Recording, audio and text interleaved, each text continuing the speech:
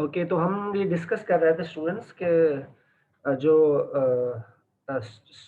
कौन-कौन सी इंटरव्यू की स्टेजेस होती हैं जो कि आपने फॉलो करनी होती है। तो सबसे पहले आपको जो है उसके लिए टाइम जो है, सफिशिएंट टाइम जो है वो रिक्वायर्ड होता है।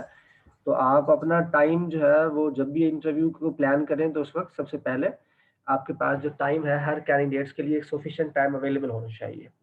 And the second important point is कि आपने अप्रोप्रिएट एनवायरनमेंट जो है उसे क्रिएट करना है। तो आप एक अच्छा और अप्रोप्रिएट एनवायरनमेंट के लिए जो है वो आप प्लान करें। Then we have this some basic question, you should plan for the basic question, आपके पास पहले से ही अवेलेबल होने चाहिए, रिटर्न में अवेलेबल होने चाहिए। तो ये हम ऑलरेडी डिस्कस कर चुके हैं। Now moving toward the next point, that is the legal consideration. When we are hiring for the individual candidate for the company, we should have the legal aspects of the employment.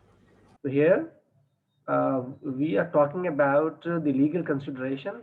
Number one, EEO, that is the equal employment opportunity. So when we are talking about the equal employment opportunity, it means you should hire the person based on their skills, based on their capabilities, based on their education, based on their qualification. Are the job specification you have mentioned in your ad, not based on the race, based on the color, or based on the religion।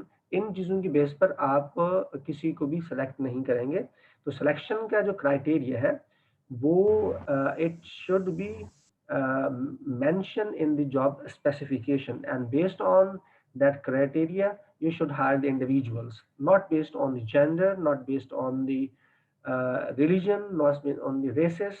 तो किसी भी चीज़ की base पर नहीं, आपने तमाम लोगों को जो वहाँ पे अप्लाई कर रहे हैं उन सब के लिए इक्वल एम्प्लॉयमेंट अपॉर्चुनिटी का लॉ है, उसे आपको फॉलो करना होगा। Then we have equal pay for any designation. जो भी डिजिग्नेशन आपकी कंपनी के अंदर मौजूद है उस सेम डिजिग्नेशन के ऊपर अगर आप किसी को भी हायर कर रहे हैं तो उसकी पे जो है वो मोर और लेस सेम होनी चाहिए उस डिजिग्नेशन के हवाले से। ऐसा ना हो कि अगर आप मेल हायर कर रहे हैं तो उसकी बहुत ज़्यादा सैलरी है, अगर आप फीमेल हायर कर रहे हैं तो उसकी बहुत कम सैलरी है। तो इक्वल पे होनी चाहिए तमाम जो लोग हैं जो उस पोजीशन के ऊपर आ रहे हैं।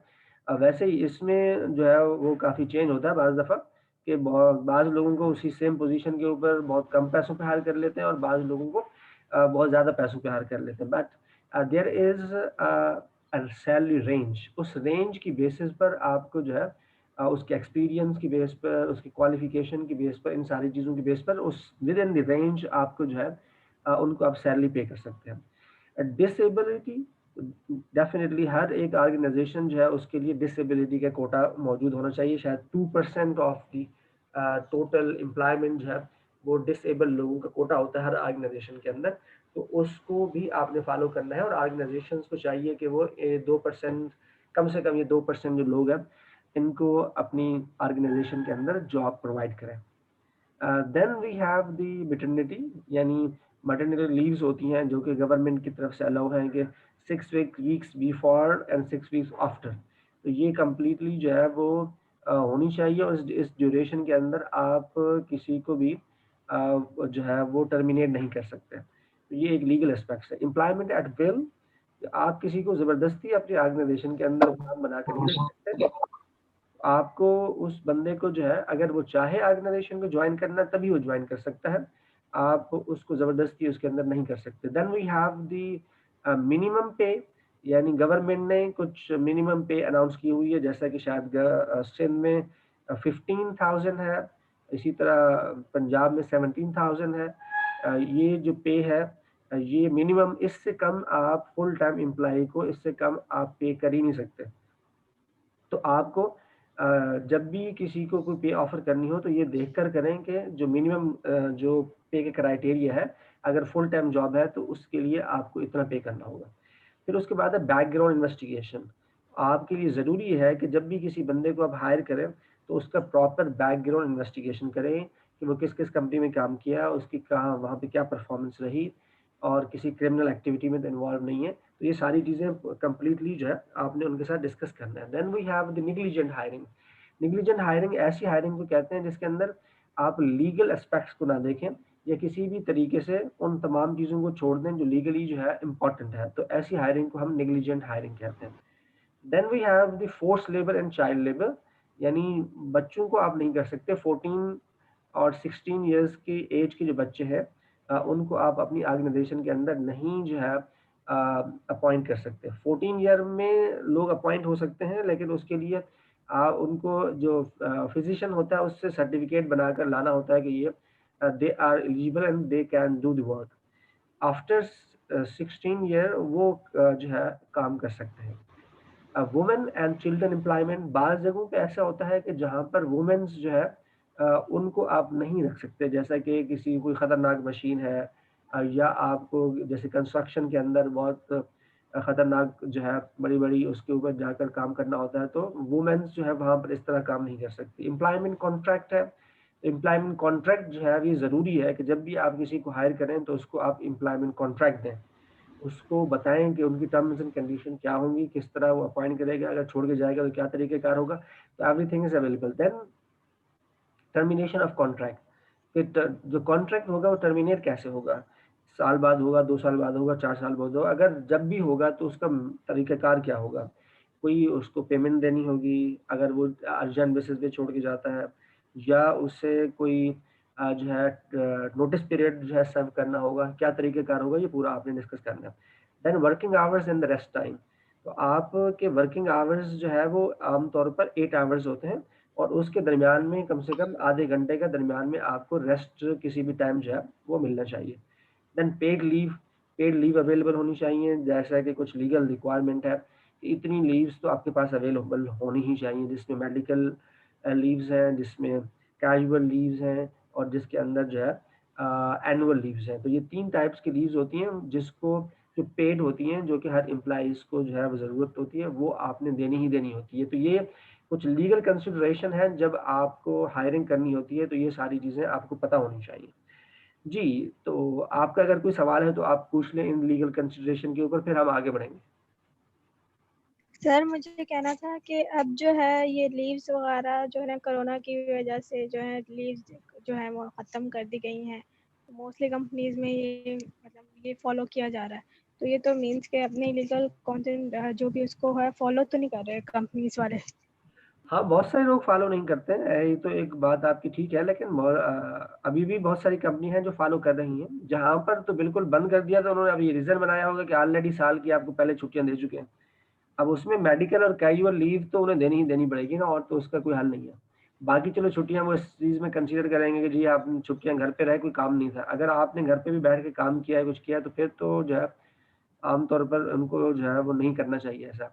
बहरहाल कंपनियों का अपना तरीक़ेकार होता है, उस पे करते हैं। पाकिस्तान में लीगल कंसिडरेशन का बहुत बड़ा मसला है कि यहाँ पर लोगों को पता है कि हमें इंसाफ़ नहीं मिलेगा, इसलिए कोई भी कोर्ट में नहीं जाता, ना ही कोई केस सू करता है। इस वजह से क्या है कि ये काम चल रहा है, जैसा भी एम्प्लॉयर चाहता है वैसे हो जाता है। Yes, any other question? Okay, आगे बढ़ते हैं। एरर्स इन द इंटरव्यू, आमतौर पर जब इंटरव्यूअर इंटरव्यू ले रहा होता है तो ये मुख्तलिफ़ किस्म के ये एरर आम तौर पर जो है वहाँ नज़र आते हैं। जैसा कि फर्स्ट इंप्रेशन, ज़्यादातर जो लोग हैं या इंटरव्यूअर हैं, वो उसको फर्स्ट इंप्रेशन के बेस पे हायर कर लेते हैं। अगर बहुत अच्छा फर्स्ट टाइम जब वो इंटर हो रहा है, उनके सवालात के बहुत अच्छे जवाब दे रहा है, तो उसी की बेस पर उसे हायर कर लेते हैं, जो कि जो है ये अच्छी बात नहीं है। इससे जो है ये इंटरव्यू के अंदर एरर हो सकता है, जब तक कि उसको तमाम प्रोसेस एंड प्रोसीजर से ना गुज़ारा जाए, उस वक़्त तक वो इंटरव्यू जो है, वो कैंडिडेट सही सिलेक्शन नहीं होगी उस कैंडिडेट की। अगर आप कैंडिडेट को सही सेलेक्ट करना चाहते हैं, तो उसके लिए ज़रूरी है कि आप उस पूरे प्रोसेस को फ़ॉलो करें, ना कि सिर्फ़ फर्स्ट इंप्रेशन की बेस पर उसको रिजेक्ट कर दें या उसे जो है एक्सेप्ट कर दें। व्हाट करे क्लैरिफाइंग द जॉब रिक्वायरमेंट, जो इंटरव्यूअर होता है उसको पता नहीं होता कि जॉब रिक्वायरमेंट क्या है, जॉब डिस्क्रिप्शन क्या है, जॉब स्पेसिफिकेशन क्या है। तो वो अपनी मर्ज़ी से फिर उसको जो है, जो उसको चीज़ें पसंद होती हैं उसके बेस पे उसे जज कर रहा होता है। और उसी की बेस पे वो हायर भी करता है और उसी की बेस पर वो रिजेक्ट भी करता है। तो ये भी एक प्रॉब्लम है जो कि नहीं होना चाहिए। Then candidate order error. Order error का मतलब है शुरू में आपने क्या किया कि कैंडिडेट को बहुत टाइम देते रहे और डिटेल में उनको जो है उनका इंटरव्यू किया। जैसे जैसे आप आगे बढ़े, टाइम आपके पास शॉर्ट हो गया, तो आपने जल्दी जल्दी लोगों को निपटाना शुरू कर दिया, या आपने लोगों को शुरू में ही हायर कर लिया 4-5 लोगों को, बाद में जो भी आ रहे थे हो सकते थे उनसे ज़्यादा इंपॉर्टेंट और बेस्ट कैंडिडेट हो, लेकिन वो उसकी वजह से जो है क्योंकि वो पहले हायर हो गए थे, उसकी वजह से अब आप जो भी कैंडिडेट आ रहा है वो आपकी हायरिंग लिस्ट में नहीं आ रहा है। इसलिए जो डिसीजन होता है वो तब होना चाहिए जब आप कंप्लीट तमाम लोगों को हायर के इंटरव्यू ले रहे हैं, उनको नंबर असाइन करते जाएं और फिर उसके बाद उसकी बेसिस पर आप जो भी उनके मार्क्स हों उसकी बेसिस पर आप उन्हें जो है हायर करें और रिजेक्ट करें, बजाय इसके कि आप उसी वक्त ही उसका फैसला कर रहे हो। Non verbal behaviour impression management, आपके बहुत सारे ऐसे होते हैं कि जो आपको जेस्चर्स, पोस्चर्स, उनकी पर्सनैलिटी, इन चीज़ों को जो है वो देखकर आप फैसले कर रहे होते हैं जो कि बिल्कुल ठीक नहीं है। पर्सनल कैरेक्टरिस्टिक्स की बेस पे कर रहे होते हैं कि कोई आपका जानने वाला है या उसमें कोई ऐसी कैरेक्टरिस्टिक्स है जो आपको बहुत पसंद है, तो ऐसी चीज़ों की बेसिस पर भी जो है आप उसकी हायरिंग करते हैं, जो कि वो भी बिल्कुल ठीक नहीं है। तो इंटरव्यूअर बिहेवियर का मतलब है उसका अपना बिहेवियर होता है। बाद लोगों को इंग्लिश बहुत पसंद होती है, बाद लोगों को कम्युनिकेशन बहुत अच्छी लगती है, बाद लोगों को निगोशिएशन करना बहुत अच्छा होता है, बाद लोग ये समझते हैं कि इनको ये फलां काम आना चाहिए। अगर उनको वही आता है तो वो लोग ये समझते हैं कि ये बहुत अच्छे कैंडिडेट है। अगर उसके अलावा उन्हें कुछ आता है जो कि जॉब की रिक्वायरमेंट के लिए बड़ा ज़रूरी है, तो तब भी आमतौर पर वो बंदा उसे हायर नहीं करता। तो इंटरव्यू की अपनी जो पर्सनैलिटी होती है उसकी बेस्टनेस की वजह से ऐसा हो जाता है। जी, if you have any question please, सवाल पूछना है तो पूछ लें, वरना मैं आगे बढ़ूँगा क्योंकि टाइम थोड़ा-सा कम रह गया है। हमने जो है एक और भी स्लाइड उससे पूछना है। बहरहाल आपका कोई सवाल हो तो आप पूछ सकते हैं, फिर हम आगे बढ़ेंगे। ओके जी, आगे बढ़ते हैं। ये तो ऑलरेडी आप शायद देख चुके हैं, मैं बता चुका हूँ इसको। ये तो एक ऐड है, इसके अंदर जो है जॉब स्पेसिफिकेशन को ख़ास तौर पर इसमें डिस्कस किया गया है। तो ये देख सकते हैं, इसमें ये जॉब स्पेसिफिकेशन है। तो यहाँ से आपको अंदाज़ा हो सकता है कि आप इसको इंटरव्यू में ये चीज़ें इस्तेमाल कर सकते हैं। तो moving to the next PPT,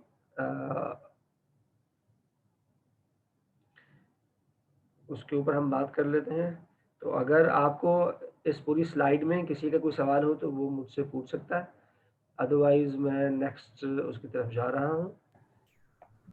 हाँ सर, इंटरव्यू समटाइम्स ऐसे क्वेश्चन करते हैं जिसका जवाब ना हाँ में होता है ना में होता है, तो ये वो क्या जज करना चाह रहे होते हैं ऐसे क्वेश्चन से?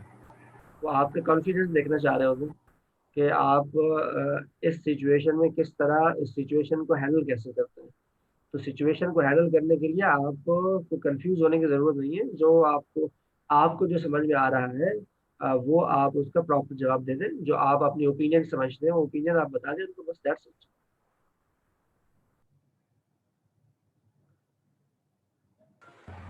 सर, जी, लीगल कंसिडरेशन में जो फर्स्ट पॉइंट था ईईओ, आप मुझे बताएंगे कि ये क्या है, इसकी फुल फॉर्म क्या है? ईईओ जो है equal employment opportunity. Equal employment opportunity. और सर इसको थोड़ा सा डिफाइन कर दीजिए प्लीज। जी, इक्वल एम्प्लॉयमेंट अपॉर्चुनिटी जो है इसका मतलब ये होता है कि आप जब किसी को हायर कर रहे हैं तो उसकी जो है वो कॉस्ट की बेस पर या उसके जेंडर की बेस पर या उसकी रेसेस या की बेस पर आप उसे हायर ना करें, बल्कि उसकी कॉम्पिटेंसी की बेस पर उसे हायर करना चाहिए। तो बाज़ कंपनी ऐसे करती हैं कि कहीं पर जो है वो फीमेल को ज़्यादा प्रेफ़रेंस दी जाती है, कहीं मेल को ज़्यादा प्रेफ़रेंस दी जाती है, कहीं पर जो है गोरे को ज़्यादा प्रेफ़रेंस दी जाती है, कहीं पे काले को ज़्यादा प्रेफ़रेंस दी जाती है, किसी में कहीं पे सुन्नी को ज़्यादा प्रेफ़रेंस देते हैं, कहीं पे बरेलवी को ज़्यादा प्रेफ़रेंस देते हैं, किसी में रिलीजन को लेकर आ जाते हैं। तो इसकी बेसिस पर नहीं होना चाहिए, बल्कि जो सिलेक्शन है that should be based on the merit. ये मतलब है इक्वल एम्प्लॉयमेंट अपॉर्चुनिटी का। ठीक है? Thank you sir. ओके, तो हम जो है अब चलते हैं, नेक्स्ट हमारे पास है types of employment interview. Sir एक और इसके ऊपर हम बात कर लेते हैं, टाइप्स ऑफ एम्प्लॉयमेंट इंटरव्यू। कोई सवाल है क्या आपका?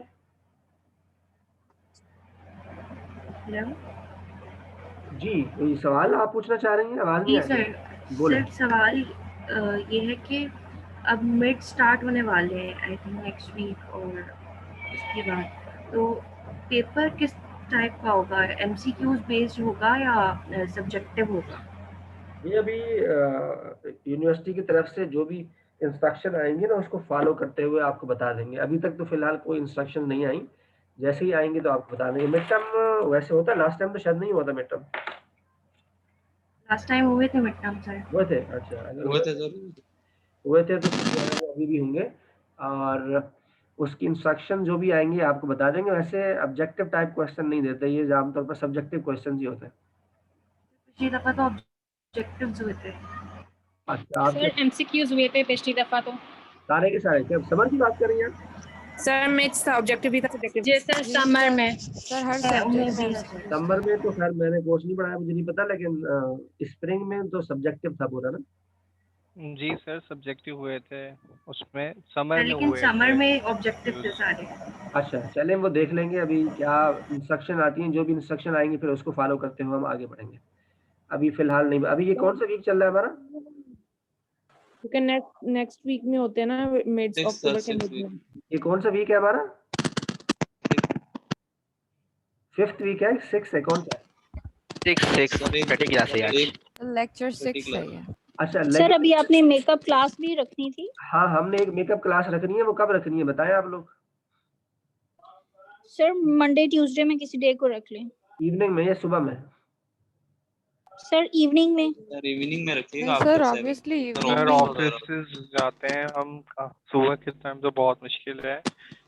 और बाकी हम आते भी रात में, फिर तकरीबन 7 के बाद ही आप क्लास रखें, अगर आप रात के बाद रखेंगे कैसे मेकअप रखेंगे क्लास। लड़के?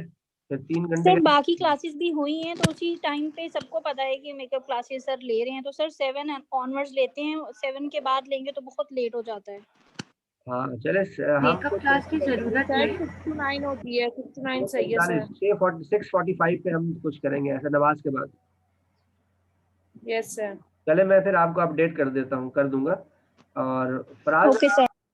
आप इनसे जो है वो ट्यूसडे तो नहीं हो सकता, आप जो है वो वेडनेसडे का देख लें। वेडनेसडे अगर ये लोग रेडी हैं तो हम देख सकते हैं वेडनेसडे को। सब मंडे और फ्राइडे नहीं रखिएगा, बाकी सब ठीक है। हाँ, मंडे और फ्राइडे नहीं रख रहे, वेडनेसडे देख लें आप। वेडनेसडे इनसे ऑप्शन पूछ लें लोगों से कि 6:45 से सही है वेडनेसडे। 9:15 तक क्लास जो है वो होगी सर परफेक्ट है।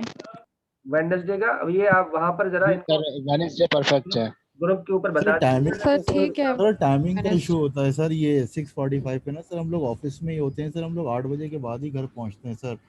तो अभी सर फाइनेंस की भी हुई थी सर, वो भी हमारी पूरी क्लास मिस हो गई। वो आप ऑफिस में बहुत बाहर लेट हो निकलेगा तो जाएगी आप सर। अपने साथ वो लगा लीजिएगा ना माइक, और सुनते जाइएगा। क्या मसला है आपको? सर वो वेयर हाउसेस वगैरह में होते हैं सर, वहाँ जी सर फोकस नहीं हो पाएगा सर। हाँ तो बहुत ज्यादा फोकस करने की जरूरत क्या है? सर आपके लेक्चर रिकॉर्डिंग भी होती है ना, रिकॉर्डिंग से भी देख सकते रिकॉर्डिंग होती है, वहां से सर आप देख- कभी कभी डाटा भी नहीं चलता है, अगर हम ऑन द वे हो तो डाटा भी नहीं चलता है कभी कभी। तो बच्चे फिर क्या कर सकते हैं? अगर रिकॉर्डिंग से आप रिकॉर्डिंग से सुन सकते हैं। तो फिर कब क्लास खत्म होगी? यस सर एग्जैक्टली, मसले मसाइल तो फिर मतलब बहुत ही हैं। फिर ये है कि 7 to 9 की टाइमिंग सही है। सर आप मेकअप छोटी क्लास में क्लास अटेंडेंस कब का है सर? कर दीजिएगा, सबको अटेंडेंस दे दीजिएगा तो जो ऑफिस में होते हैं। अटेंडेंस जो है वो मैं एक काम कर सकता हूँ कि लेट अटेंडेंस ले लूंगा। जब तक 8 बजे कह रहे हैं ना, तो 8 बजे अटेंडेंस ले लूंगा, आप पहुंच जाइएगा। Yes sir last Yes, session sir. में कर लीजिएगा आप अटेंडेंस, Thank तो you, लास्ट sir. सेशन में तो Thank ज्वाइन कर लास्ट लेंगे सेशन सब। में कीजिएगा ऐसा कर सर, लेंगे, बिल्कुल ये कर सर। सकते हैं। हाँ सर ये ठीक है। ठीक है जी, थैंक यू सर। आगे बढ़ते हैं। तो फराज जरा वेडनेसडे का देख लो, मैं भी अप्रूवल ले लेता हूँ वेडनेसडे की कि हम मेकअप क्लास रख रहे हैं। सर फराज का इंटरनेट नहीं चल रहा, मैसेज। अच्छा चलें, कोई बात नहीं, फराज को मैं बोल दूंगा। चलें जी, हम जो है बात करते हैं इंटरव्यू के टाइप्स की। सबसे पहले एक्सप्लोरेटरी इंटरव्यूज होते हैं, जिसमें आप ये कुछ चीज़ें हैं। मैं ज़रा थोड़ा जल्दी जल्दी जाऊंगा क्योंकि क्लास का टाइम फिर ख़त्म होने वाला, अटेंडेंस भी लेनी है हमने। जॉब फेयर में जाते हैं तो आप इंटरव्यू ले रहे होते हैं। कैंपस रिक्रूटमेंट होती है, वॉक इन इंटरव्यू होता है, टेलीफोन स्क्रीन इंटरव्यू होता है, वीडियो कॉन्फ्रेंसिंग होती है। तो ये डिफरेंट टाइप्स के जो है वो इंटरव्यूज होते हैं जो कि आमतौर पर आप ले रहे होते हैं, जो कि कंपनीज जो है वो लेती हैं। अब इसको मजीद डिटेल में हम डिस्कस करते हैं आगे। कि इंटरव्यू जो होता है, जो HR जो द HR इंटरव्यूज जो होता है, अब इसके अंदर HR जो है वो किन चीज़ों के हवाले से आमतौर पर इंटरव्यू जो है वो ले रहा होता है। तो इसमें देखिए ब्रॉड बेस्ड इंटरव्यूज होते हैं। ब्रॉड बेस्ड इंटरव्यू क्वेश्चन से मुराद ये है कि उनके ऑब्जेक्टिव्स, उनके गोल्स, उनका इंटरेस्ट, इस एरिया के क्वेश्चन जो है वो आप उनसे पूछते हैं। तो ये HR वाले आमतौर पर ये सवाल कर रहे होते हैं। जॉब स्पेसिफिकेशन से रिलेटेड जो है हो रहे होते हैं, एजुकेशन, नॉलेज, एक्सपीरियंस, स्किल्स उनकी क्या है, उससे रिलेटेड आमतौर पर आप क्वेश्चंस कर रहे होते हैं। फिर आपके क्वेश्चन ऑर्गेनाइजेशनल फिट से रिलेटेड होते हैं कि ये हमारे कल्चर से फिट बंदा है या नहीं है, कल्चर के अंदर जो है ये आकर एडजस्ट भी हो पाएगा या एडजस्ट नहीं हो पाएगा। तो इससे रिलेटेड जो है ये क्वेश्चन आप पूछ सकते हैं, लेकिन HR के लोगों की बात कर रहा हूँ। Then we have the department interviews. Department interview वाले जो है वो किस तरह के सवाल पूछते हैं, can this person do the job, क्या इनका सारा इंटरव्यू इस बेस पर होता है कि क्या ये बंदा जो काम हमारे पास है वो कर सकता है या नहीं कर सकता। तो उसके अंदर डिफरेंट टाइप के क्वेश्चन वो पूछ रहे होते हैं। उसमें पहला होता है ओपन एंडेड क्वेश्चन वो पूछते हैं, हाइपोथेटिकल क्वेश्चन पूछ रहे होते हैं जिसके अंदर जो है वो हाइपोथेसिस जो है वो उन्हें बना कर देते हैं कि जी अगर जो है इस तरह की सिचुएशन हो तो उस सिचुएशन में किस तरह आप रिएक्ट करेंगे। और इसी तरह कॉम्पिटेंसी बेस्ड क्वेश्चन जो है वो होते हैं। कॉम्पिटेंसी बेस्ड क्वेश्चन से मुराद ये है कि सिचुएशनल क्वेश्चंस जो है होते हैं इसके अंदर, कि सिचुएशन आपको दे दी जाती है और उन सिचुएशंस को आपने रिस्पॉन्ड करना होता है। उन सिचुएशन को रिस्पॉन्ड करके, और वो सिचुएशन होती है रिलेटेड टू योर वर्क, आपके अपने काम से रिलेटेड जो आपने, कॉम्पिटेंसी बेस्ड का मतलब है जो प्रीवियस आपने काम किया उन प्रीवियस कामों को आप जो है वो बताते हैं कि जी मैंने ऐसा सिचुएशन में ये वाला जो है इसको इस तरह हल किया था। हाइपोथेटिकल में ये होता है कि अगर वो आपको फ्यूचर की कोई वो देते हैं कि अगर आपको कोई ऐसा मसला दरपेश आए तो उस मसले को आप हल कैसे करेंगे। कॉम्पिटेंसी बेस्ड में ये होता है कि आप पुराना कोई आपसे कहते हैं कि आप अपना एक्सपीरियंस शेयर करें जिसके अंदर आपको ये इस तरह का मसला हुआ हो और उसको आपने किस तरह सॉल्व किया हो। तो ये एक फ्यूचर ओरिएंटेड है और एक जो है आपके पास जो है वो पास्ट ओरिएंटेड है। जो कॉम्पिटेंसी बेस्ड क्वेश्चन है ये पास्ट ओरिएंटेड है और हाइपोथेटिकल क्वेश्चन आमतौर पर फ्यूचर बेस्ड होते हैं। तो ये सारे क्वेश्चन जो भी किए जाते हैं ये based on the duties and responsibilities की बेस पर आमतौर पर आपसे पूछे जा रहे होते हैं। Then we have the panel interview. Panel interview के अंदर आमतौर पर पैनल के डिफरेंट मेंबर्स होते हैं जिसमें HR रिप्रेजेंटेटिव होते हैं, डिपार्टमेंट के मैनेजर्स होते हैं, डिपार्टमेंटल हेड्स होते हैं, या बाज़ अच्छी कंपनियों के अंदर जो है वो साइकोलॉजिस्ट भी उसके अंदर बैठे हुए होते हैं। लेकिन ये जो पैनल के मेंबर मैंने बताया ये ज़रूरी नहीं है कि यही हूँ, इसके अलावा भी कंपनी अपनी मर्जी से चेंज भी कर सकती है इसके अंदर। लेकिन उसके अंदर जो है वो एक से ज़्यादा लोग ही होते हैं पैनल के अंदर। पैनल इंटरव्यू का मतलब होता है एक से ज़्यादा लोग। एक और कहलाता है जिसका नाम होता है मास इंटरव्यू। मास इंटरव्यू का मतलब होता है कि एक ही उसमें कैंडिडेट भी एक से ज़्यादा होते हैं और इंटरव्यूअर भी एक से ज़्यादा होते हैं। एट ए टाइम दो कैंडिडेट बैठे होते हैं और 2-3 इंटरव्यूअर जो होते हैं वो स्मॉलटेनियसली उनका जो है इंटरव्यू हो रहा होता है। तो पैनल इंटरव्यू में एक कैंडिडेट होता है और एक से ज़्यादा इंटरव्यूअर होते हैं। तो ये हम यहाँ पे पैनल इंटरव्यू की बात कर रहे हैं। Then we have the reasons for panel interview. इसलिए होता है कि आप टाइम सेव करते हैं, आप अपना जो इम्प्रेशन है एप्लीकेंट्स का वो आप कंपेयर करते हैं एक बंदा दूसरे बंदे के साथ। अदरवाइज क्या होता है कि एक इंटरव्यू होता है तो पहले एक बंदा करता है, फिर दूसरा करता है, फिर तीसरा करता है, तो इस तरह टाइम ज़्यादा लग जाता है। आप अब पैनल में होंगे तो तमाम लोग उसमें शामिल होते हैं और उसी पर वहीं बैठे वही फैसला हो जाता है और आपके जो इंप्रेशन होते हैं वो भी वहाँ पे कंपैरिजन उनका हो जाता है। सिटिंग अरेंजमेंट, लेकिन पैनल इंटरव्यू में ज़रूरी जो है वो प्रॉपर सिटिंग अरेंजमेंट का होना बहुत ज़रूरी है। अगर प्रॉपर सिटिंग अरेंजमेंट नहीं होगी तो फिर आपका इंटरव्यू प्रॉपर पैनल इंटरव्यू जो है वो नहीं हो पाएगा। Then we have the peer interview. Peer interview के अंदर आमतौर पर जो डिफरेंट कोलीग्स होते हैं वही पैनल के अंदर बैठे हुए होते हैं आपके, जो आप इंटरव्यू ले रहे होते हैं, और वन ऑन वन इंटरव्यू होता है आमतौर पर ये जो पीयर रिव्यू होता है। और दोनों तरीके हो सकते हैं, कोलीग्स आपस में बैठकर इंटरव्यू ले रहे होते हैं या फिर वन ऑन वन एक बंदा एक का इंटरव्यू ले रहा होता है। ये चीज़ आमतौर पर जो है तब इम्पोर्टेंट होती है जब आप टीम इन्वायरमेंट में काम करें। अगर टीम में काम नहीं करेंगे तो फिर ये वाला पेयर इंटरव्यू जो है उसके लिए बहुत ज़्यादा ज़रूरी नहीं होता। यानी आपके जो कोलीग्स होते हैं जिनके साथ आपने काम करना होता है वही लोग आपका इंटरव्यू आमतौर पर ले रहे होते हैं। उसके लिए ज़रूरी नहीं है कि मैनेजर्स वहाँ बैठे हों वो इंटरव्यू ले रहे हों। That's it. ये this is the today lecture. आपका कोई क्वेश्चन है तो मैं ले लेता हूँ और फिर उसके बाद मैं अटेंडेंस की तरफ जाऊंगा।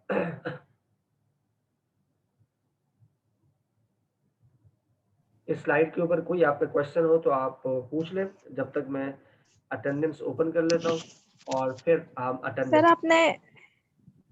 आपने बताया था मास इंटरव्यू का, उसमें आप क्या बता रहे थे कि 2 कैंडिडेट्स को एक साथ सिटिंग करवाते हैं क्या? बिल्कुल, कैंडिडेट भी एक से ज्यादा होते हैं और इंटरव्यूअर भी एक से ज्यादा होते हैं। So that would be called panel interview? Not called panel interview. Panel interview में एक कैंडिडेट होता है और इंटरव्यूअर एक से ज्यादा होते हैं। और जो मास इंटरव्यू है उसके अंदर ये होता है कि कैंडिडेट भी एक से ज्यादा होते हैं और इंटरव्यूअर भी एक से ज्यादा होता है। सर इसे ग्रुप इंटरव्यू भी कह सकते हैं? ग्रुप इंटरव्यू के अंदर भी इसी तरह ही कुछ होता है, जिसके अंदर जो है ग्रुप के अंदर कैंडिडेट्स को बिठाकर उनको असेस करते हैं, ऐसा कह सकते हैं आप। सर मास इंटरव्यू का बेनिफिट क्या है? सॉरी, मास इंटरव्यू का बेनिफिट क्या है? बहुत अच्छा क्वेश्चन है। मास इंटरव्यू का पहला बेनिफिट तो ये है कि आप वहीं बैठे हुए उन कैंडिडेट्स को कंपेयर कर सकते हैं। एक ही सवाल दोनों जवाब देंगे एक ही सवाल का, तो वो उससे आप कंपेयर कर सकते हैं कि किसका जवाब ज़्यादा बेहतर है। और इन दोनों में से ये जब आप कंपैरेटिव एनालिसिस कर रहे होते हैं तो तब जो है मास इंटरव्यू वगैरह जो है वो करते हैं, या ग्रुप इंटरव्यू कर रहे होते हैं आमतौर पर आप लोग। तो टाइम भी सेव हो जाता होगा? टाइम भी सेव हो जाता है, लेकिन ज़्यादातर जो है वो कंपैरेटिव एनालिसिस के लिए आमतौर पर कर रहे हैं। सर लेकिन इसमें कंपैरिजन सही से हो तो नहीं पाता होगा, क्योंकि सिमिलैरिटी हो जाती होगी 1% टू मे बी उसको कॉपी कर ले इसके आंसर्स को, उस तरह से सेम आंसर दे दे। अगर वो कॉपी कर रहा है तो डेफिनेटली जो है वो नहीं, फर्स्ट में पहले बंदे से उसने सवाल किया, अगर उसने जो जवाब दिया दूसरे ने भी सेम जवाब दिया तो इसका मतलब ये होगा कि वो तो उसको कॉपी कर रहा है, तो वो तो ऑटोमेटिकली रिजेक्ट हो जाएगा। तो सर हो सकता है कि जब पहले से सवाल किया गया हो तो दूसरे के माइंड में जवाब आ गया हो वही जो पहले ने दिया है, और फिर लेकिन उसकी टर्न बाद में आई। हाँ, तो ऐसा हो सकता है, लेकिन उसको थोड़ा सा उसका जो नॉलेज है या उसके बाकी चीज़ें टू द पॉइंट स्पेसिफिकली इतना ज़्यादा जो है वो चीज़ें नहीं होती हैं उसके अंदर। ज़्यादातर ओपन क्वेश्चंस होते हैं। फॉर एग्जांपल आपको ऐसा सवाल करेंगे कि भाई आप पाकिस्तान इकोनॉमी की डिस्कस करें, तो आप डिस्कस करें, वो भी करेगा, आप भी करें। तो ओपन क्वेश्चन पेयर इंटरव्यू है ना, ये ज़्यादा।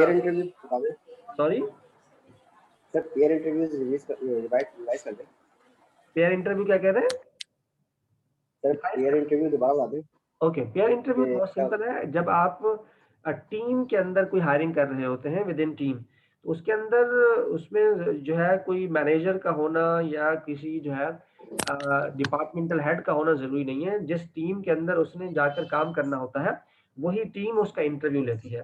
तो उस टीम के अंदर जो भी कुलीग्स आपस में होते हैं, फेलो जो होते हैं, वही बैठकर उसका इंटरव्यू ले रहे होते हैं। उसके अंदर कोई फॉर्मली जो है कोई हेड ऑफ द डिपार्टमेंट, कोई एचआर के प्रोफेशनल्स, ये सारे लोग उसमें शामिल नहीं होते। टीम के लोग होते हैं जो कि उसको अपनी टीम में इंडक्ट करना चाहते हैं, वही लोग इंटरव्यू ले रहे होते हैं उसका। ओके जी, तो Naushin Firoz, attendance please. Present sir. ये मैं शेयर भी कर दूं ताकि आप लोग जो है